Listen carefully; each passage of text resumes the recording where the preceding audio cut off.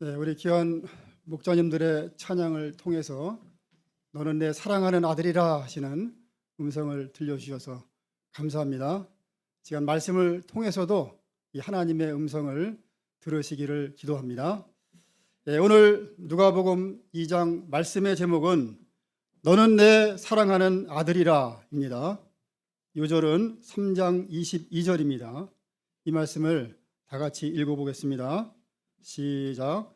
성령이 비둘기 같은 형체로 그의 위에 강림하시더니 하늘로부터 소리가 나기를 너는 내 사랑하는 아들이라 내가 너를 기뻐하노라 하시니라. 오늘 말씀은 예수님이 공생애를 시작하시기 전에 메시아로서 준비하신 일이 무엇인가를 가르쳐 주십니다. 첫째는 요한에게 세례를 받으심으로 하나님의 아들로서의 정체성을 나타내셨습니다. 둘째는 마귀에게 시험을 받으시는 내용으로 메시아로서의 사명을 수행하기 위해 반드시 마귀의 시험을 통과하셔야 함을 가르쳐 줍니다. 마귀는 지금 사명인의 삶을 출발하고자 하는 청년이나 장년이나 노인이나 할 것 없이 무작위로 찾아와 시험을 합니다. 이 시간 말씀을 통해 마귀의 시험에서 승리하는 비결이 무엇인가를 배우고 하나님을 기쁘시게 하는 인생 살 수 있기를 간절히 기도합니다. 제1장 물 세례를 받으신 예수님, 세례 요한이 요단강 근처에서 회개 세례를 전파하자 많은 사람들이 나와서 세례를 받았습니다. 그런데 예수님도 세례를 받으셨습니다. 예수님은 인간의 몸을 입고 이 땅에 오셨지만 죄는 없는 거룩한 분이십니다. 회개할 것이 없는데 왜 굳이 세례 요한에게 세례를 받으셨을까요? 이는 인간을 구원하시기 위해 죄인의 모습까지 겸손히 낮아지신 것입니다. 그리고 세상 죄를 지시고 죄인들을 대신하여 세례를 받으셨습니다. 이로써 세례 요한 때까지 이루신 하나님의 구원 역사를 계승하시고 메시아로서의 시작을 공표하신 것입니다. 이것이 하나님의 뜻입니다. 예수님은 이렇게 하나님의 뜻에 순종하시기 위해서 세례를 받으신 것입니다. 세례를 받으신 예수님은 제일 먼저 기도하셨습니다. 예수님이 기도하실 때 어떤 놀라운 일이 일어났습니까? 다 함께 21절 후반절과 22절을 읽어보겠습니다. 시작.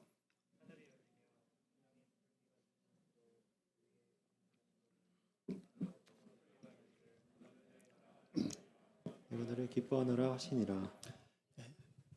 첫째, 하늘이 열렸습니다.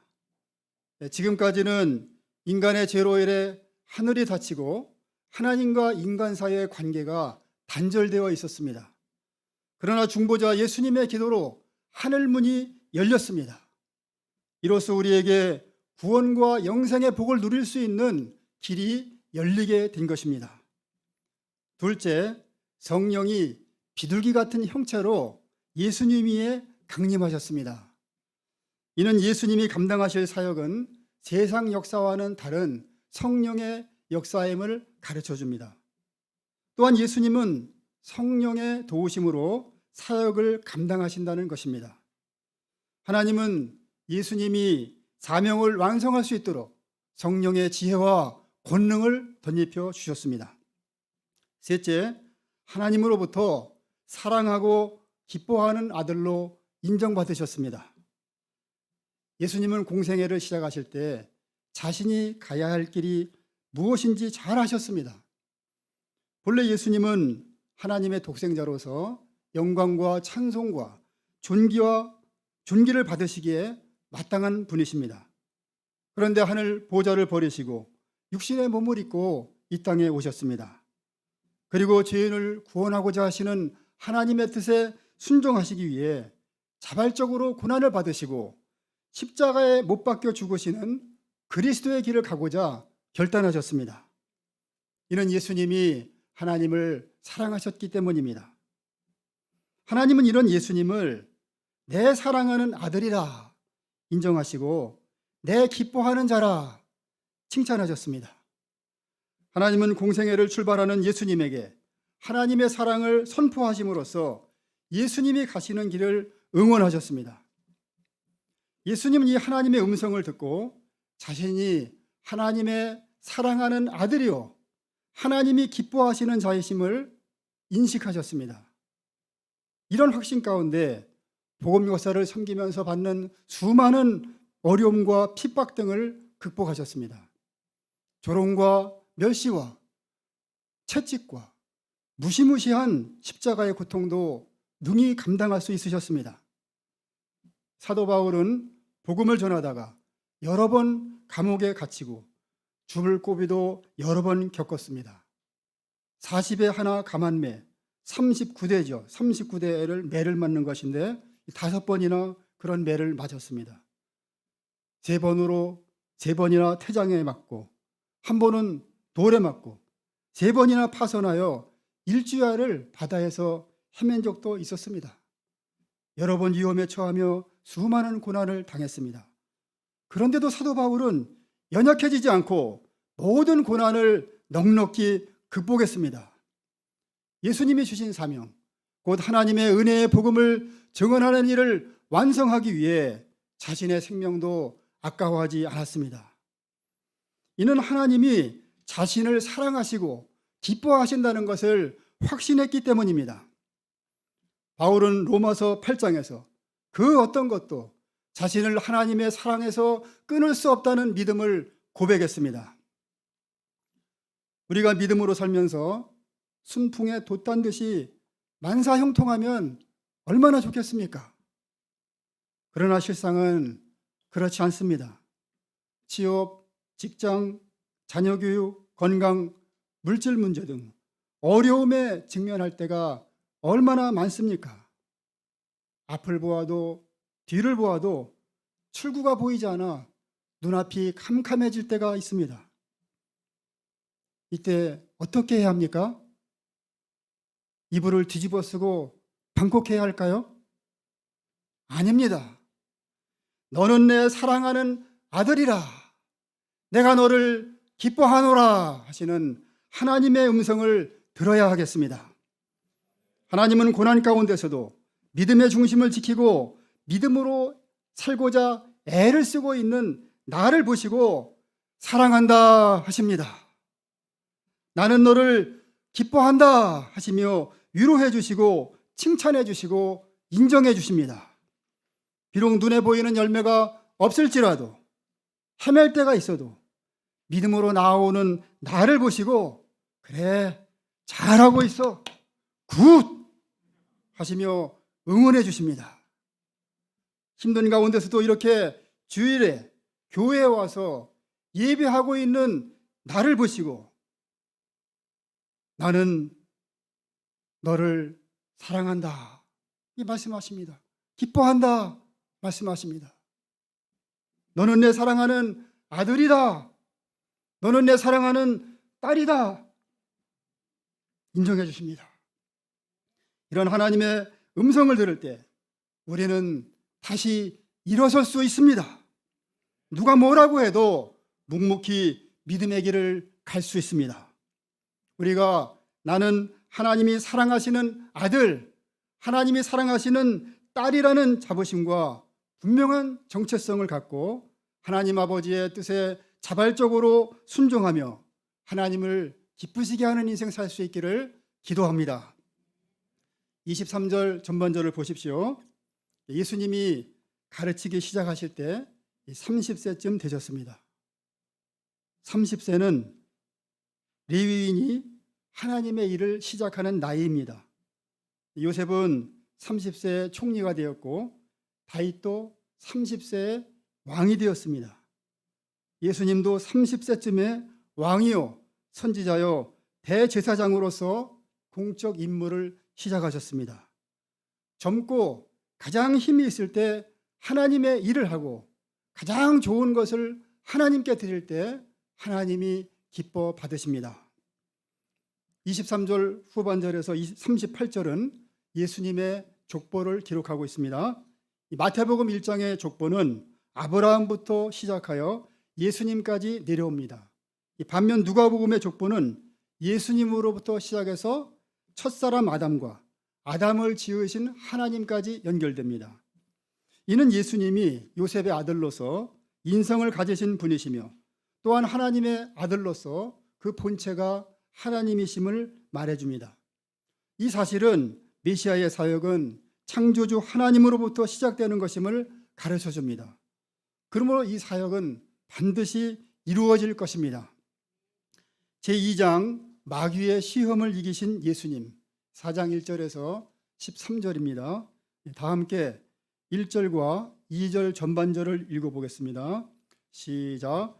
예수께서 성령의 충만함을 입어 요단강에서 돌아오사 광야에서 40일 동안 성령에게 이끌리시며 마귀에게 시험을 받으시더.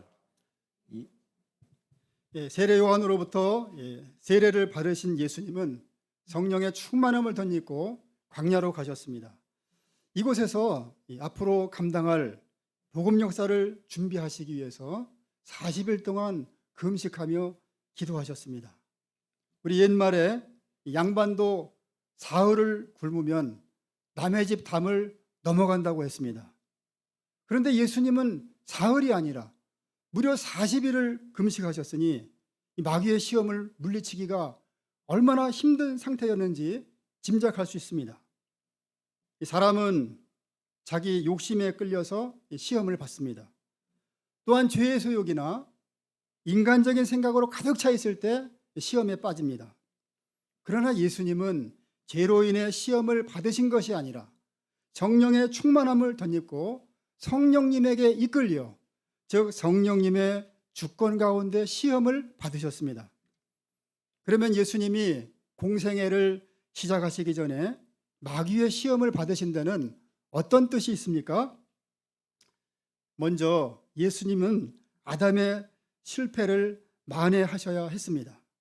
첫사람 아담은 사탄의 유혹에 넘어가 하나님의 말씀에 불순종함으로 타락했습니다.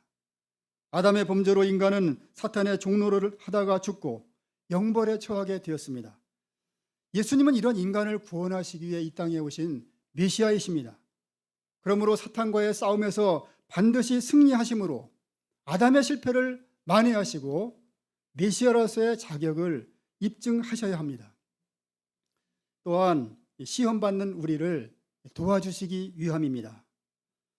예수님은 우리가 광야 같은 세상을 살아가면서 받는 수많은 시험을 친히 받으셨고 능히 그 시험에서 승리하셨습니다. 그러므로 예수님은 우리의 연약함을 이해하시고 우리를 능히 도우실 수 있으십니다. 그러면 예수님이 받으신 시험은 무엇입니까? 첫째, 떡 문제에 대한 시험.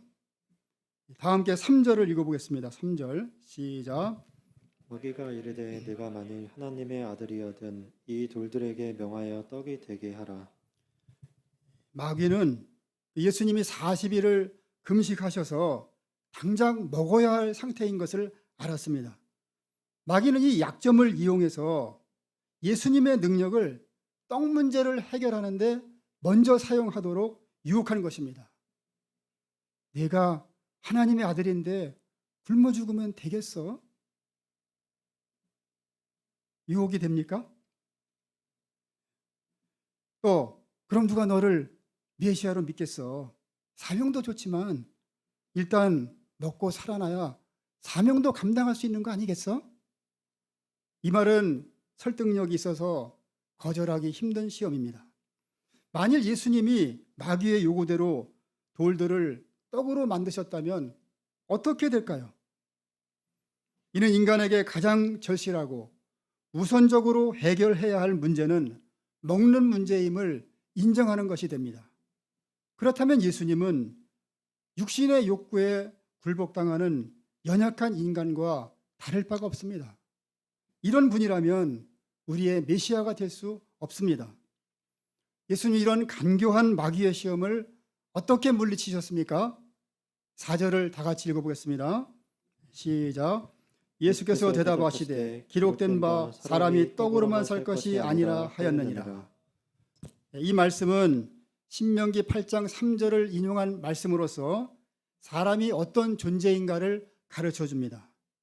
이스라엘은 출애굽 후 40년 동안 광야 생활하면서 먹고 사는 문제로 툭하면 하나님을 원망하고 불평할 때가 많았습니다. 하나님은 이들을 긍휼히 여기시고 매일 하늘에서 만나를 내려주셔서 먹는 문제를 해결해 주셨습니다. 동시에 매일 만나를 거두는 훈련을 통해 사람이 떡으로만 사는 존재가 아니라 하나님의 말씀대로 사는 존재라는 것을 가르쳐 주셨습니다. 예수님은 아사 직전의 상태에서도 하나님의 말씀을 붙드시고 그 능력을 먹는 문제를 해결하는 데 먼저 사용하지 않으셨습니다. 이로써 인간은 떡으로만 사는 육신의 존재가 아니라 하나님의 말씀으로 사는 영적인 존재라는 것을 분명히 나타내셨습니다. 사실 인간에게 있어서 떡 문제는 생존의 문제입니다. 그래서 항상 떡, 즉 먹고 사는 문제에 매여 있습니다. 대학을 졸업해도 취업이 쉽지 않습니다. 조기 퇴직한 중장년층도 새로운 일자리 찾기가 쉽지 않습니다. 안정된 직장을 갖고 싶지만 경쟁이 너무 치열합니다. 그래서 자녀교육, 노후 대책을 위해 젊었을 때부터 열심히 돈을 모아야 할 것 같습니다.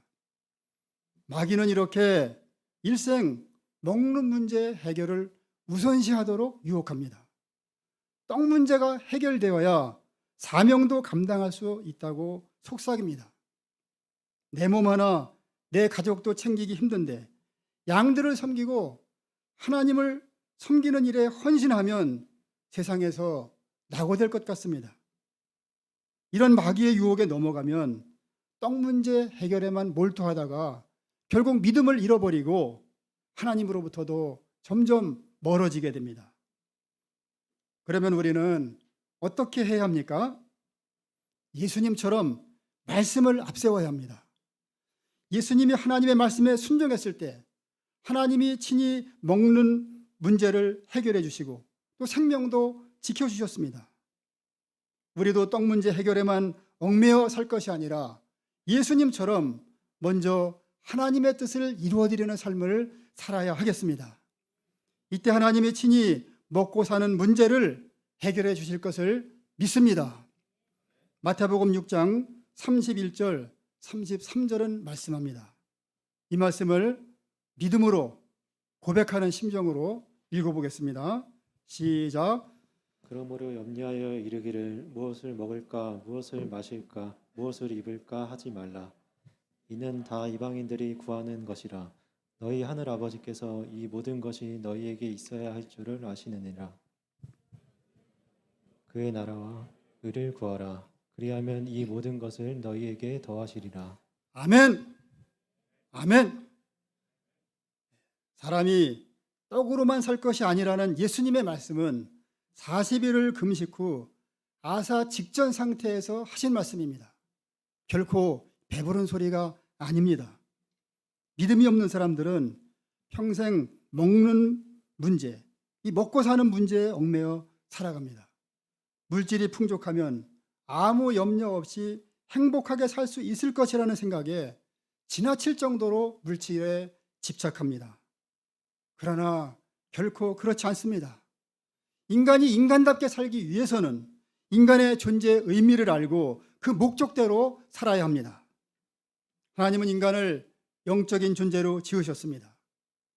육신의 생명을 위해 떡이 필요하듯이 영적인 생명을 유지하기 위해서는 영의 양식인 하나님의 말씀이 필요한 것입니다.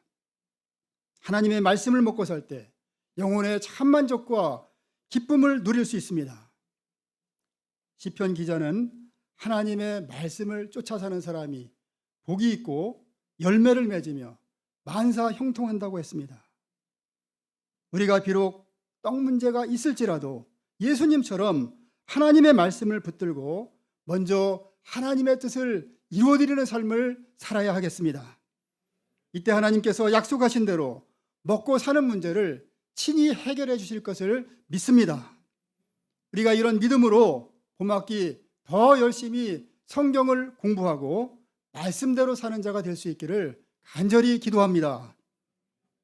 둘째, 세상 권세와 영광에 대한 시험. 마귀는 예수님을 높은 곳으로 데려가 순식간에 천하만국을 보여주면서 말했습니다. 다 함께 6절과 7절을 읽어보겠습니다. 시작. 이르되 이 모든 권위와 그 영광을 내가 내게 주리라. 이것은 내게 넘겨준 것이므로 내가 원하는 자에게 주노라. 그러므로 내가 만일 내게 절하면 다 내 것이 되리라. 천하만국의 영광과 그 권위가 어떠합니까? 로마 황제의 천하로 호적하라 하는 명령에 모든 사람이 다 호적하러 고향을 갔습니다. 유대 총독 빌라도는 사람을 죽이고 살리는 그 권위로 바라바는 살려주고 예수님은 십자가에 못 박았습니다. 권세가 있는 사람은 죄를 지어도 입건조차 되지 않고 설령 기소되어도 무혐의 처리되거나 무죄 선고가 내려집니다. 이런 권세가 있으면 목에 힘을 딱 주고 떵떵거리며 살 수 있을 것 같지 않습니까? 마귀는 이런 권세를 줄 테니 자기한테 절만 하라는 것입니다. 절 한 번 하고 천하만국의 그 영광과 권위를 얻을 수 있다니, 와, 절하고 싶지 않습니까? 저는 가끔 천장산을 올라가는데 그 정상에서 바라보면 저 멀리 우뚝 솟은 롯데 월드타워가 보입니다. 지하 6층, 지상 몇 층이죠? 123층. 123층 되는 그 건물이 눈에 딱 들어옵니다. 공사비가 무려 4조 2천억. 와, 4조 2천억이 들었다고 합니다. 절을 해서 그것에 건물주가 될 수 있다면 유혹을 정말 물리치기 힘들 것 같다는 그런 생각이 들었습니다. 그런데 마귀는 천하만국을 보여주면서 유혹을 하였으니 얼마나 물리치기 힘든 제안입니까? 그러나 이 절하라는 말에는 마귀의 그 무서운 함정이 숨어 있습니다. 모든 권위와 영광은 하나님께 속한 것으로 결코 마귀가 줄 수 있는 것이 아닙니다. 예수님은 십자가의 죽음과 부활을 통해 인간의 죄와 죽음 문제를 해결하시고 승천하셔서 영광과 존귀를 얻게 되십니다. 이 예수님은 온 세상을 통치하시는 권위자이십니다. 그런데 마귀는 자기에게 절만하면 십자가의 고난 없이 그런 권위와 영광을 주겠다고 유혹했습니다. 마귀는 그 말대로 거짓말쟁이고 거짓의 아비입니다. 예수님이 마귀에 절하는 순간 마귀의 종으로 전락합니다. 결국 십자가의 고난을 통한 인류 구원 역사를 이룰 수 없게 됩니다. 예수님은 이런 간교한 마귀의 시험을 어떻게 물리치셨습니까? 다 함께 8절을 읽어보겠습니다. 시작. 예수께서 대답하여 이르시되 기록된 바 주 너의 하나님께 경배하고 다만 그를 섬기라 하였느니라. 이 말씀은 신명기 6장 13절을 인용한 것으로 오직 하나님만이 우리의 경배와 찬양을 받으시기에 합당한 분이심을 가르쳐 줍니다. 예수님은 마귀의 달콤한 유혹에 넘어가지 않으셨습니다. 말씀을 붙들고 오직 하나님만 경배하고 하나님께만 충성하기로 결단하셨습니다.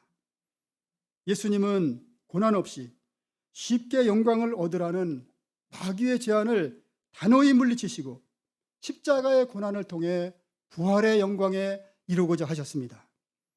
하나님은 이런 예수님을 기뻐하시고 하나님의 권위를 주셨습니다. 예수님은 이 권위를 덧입고 귀신을 쫓아내시고 광풍을 잠잠하게 하셨습니다. 각종 병든 자를 온전하게 하시고 죽은 자도 살리셨습니다. 가르치는 말씀에 권위가 있어 영육간에 병든 사람들의 영혼을 소생케 했습니다. 이 권위로 인류 구원 역사를 완성하시고 하나님 아버지께 영광을 돌리셨습니다.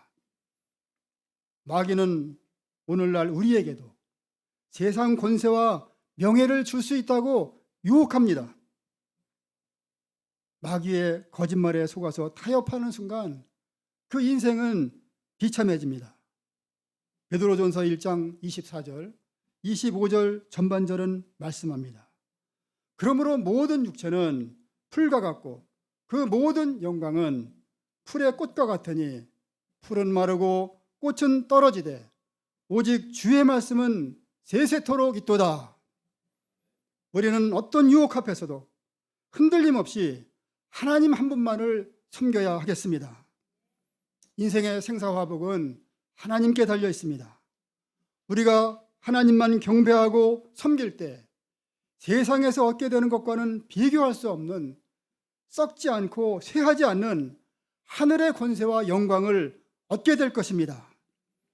우리가 풀의 꽃과 같은 세상 영광을 추구하지 말고 영원히 존재하는 하나님 나라의 영광을 위해 살 수 있기를 기도합니다. 이를 위해 사탄의 그 사탄 같은 달콤한 유혹을 믿음으로 단칼에 물리치고 부활의 영광을 위해 십자가의 고난의 길을 담대히 나아가기를 기도합니다. 셋째, 하나님의 사랑과 능력을 의심하게 하는 시험. 사탄 마귀는 이번에는 예수님을 예루살렘 성전 꼭대기에 세우고 내가 만일 하나님의 아들이라면 여기서 뛰어내리라 했습니다. 그런데 이번 시험이 앞에 두 시험과 다른 점은 마귀도 하나님의 말씀을 인용해서 시험했다는 것입니다. 다 함께 10절과 11절 말씀을 읽어보겠습니다. 시작. 기록되었으되 하나님이 너를 위하여 그 사자들을 명하사 너를 지키게 하시리라 하였고 또한 그들이 손으로 너를 받들어 내 발이 돌에 부딪히지 않게 하시리라 하였느니라. 마귀가 인용한 말씀은 시편 91편 11절과 12절인데 마귀는 고의적으로 내 모든 길에서라는 구절을 빼고 말씀을 왜곡했습니다. 본래 이 말씀은 택한 백성을 어떤 환난과 어려운 가운데서도 보호하시고 구원해 내시는 그 하나님의 능력을 찬양한 것입니다. 그리고 이 하나님을 신뢰하고 살겠다는 믿음의 고백입니다. 그런데 마귀는 하나님의 말씀이 과연 사실인지 시험해 보라고 유혹했습니다. 내가 하나님의 아들이라면 여기서 뛰어내려 봐. 하나님이 천사를 보내서 손으로 너를 받들어서 돌에 부딪히지 않게 하신다고 했잖아. 예수님이 140m 정도나 되는 그 높은 곳에서 뛰어내려서 체조 선수처럼 공중 대비 돌기를 하면서 솜털처럼 가볍게 착지하셨다면 그 표적을 구하는 유대인들로부터 하나님의 아들로 인정받을 수 있을 것 같습니다. 그러나 마귀의 이 시험은 하나님의 사랑과 능력을 시험해 보도록 함으로써 하나님과의 관계를 파괴시키고자 한 것입니다. 예수님은 이를 간파하시고 이번에는 신명기 6장 16절 말씀을 인용해서 물리치셨습니다. 다 함께 12절을 읽어보겠습니다. 시작. 예수께서 대답하여 이르시되 주 너의 하나님을 시험하지 말라 하셨느니라. 예수님은 하나님의 사랑과 능력을 조금도 의심하지 않으셨습니다. 하나님을 절대적으로 신뢰하셨습니다. 하나님은 천지 만물의 창조주로서 피조물에 불과한 우리 인간에게 시험 받으실 분이 아니십니다. 하나님은 우리가 절대적으로 신뢰해야 할 분이십니다. 우리는 다만 하나님의 말씀을 믿고 순종해야 합니다. 그런데 하나님을 믿는다고 하면서도 힘든 상황에 부닥치거나 아무리 기도해도 문제가 해결되지 않을 때 하나님은 살아계시나? 지금 내 형편을 이해하시고 도와주시는가? 이렇게 하며 하나님의 사랑을 의심하는 사람들이 있습니다. 말씀의 은혜를 체험했는데도 양을 주시면 목자로 부르신 것을 믿겠다 이렇게 말하는 사람도 있습니다. 또 어떤 사람은 이 졸업 후 취직시켜 주시면 목자로 부르신 것을 믿고 사명인의 인생을 살겠습니다. 이렇게 말하는 사람도 있습니다. 이거는 소원 기도하고 다른 겁니다. 그렇게 해주시지 않으면 그렇게 살지 않겠다는 거죠. 시험하는 것이죠. 지금까지 함께 하신 그 하나님의 사랑과 신실하심을 믿으면 되는데 뭔가 기적 같은 일을 체험해서 하나님이 살아계시다는 것을 확인하고 싶어 합니다. 하지만 하나님을 시험하는 것은 주제넘은 행동이요, 하나님을 슬프시게 하는 죄악입니다. 진실한 믿음을 가진 사람은 어떤 상황에서도 절대로 하나님을 시험하지 않습니다. 어떤 혼란이 닥쳐와도 하나님의 사랑을 믿고 기도하며 인내합니다. 하나님은 이런 자에게 그 믿음대로 모든 것이 합력하여 선이 되도록 승리의 길로 인도하십니다. 13절을 보십시오. 마귀는 모든 시험을 다한 후에 얼마 동안 떠났습니다. 이로써 예수님은 마귀의 시험에서 완전히 승리하심으로 하나님의 아들로서의 참된 모습을 보여주셨습니다. 또한 하나님의 뜻을 이루어드리는 메시아로 준비되셨습니다. 저는 먹고 사는 문제로 시험에 빠질 때가 있었습니다. 언제까지 집도 없이 계속 이사만 다니며 살 거야? 언제까지 마이너스 통장으로 살래? 양들과 하나님 역사 이제 적당히 섬겨도 되잖아? 이런 마귀의 속삭임에 마음이 오그라들기도 했지만 하나님은 그때마다 마태복음 6장 33절 말씀을 붙들게 하시고 먼저 그의 나라와 의를 구하는 삶을 살게 하셨습니다. 이때 하나님은 말씀대로 영육간에 필요한 것들을 넘치도록 공급해 주셨습니다.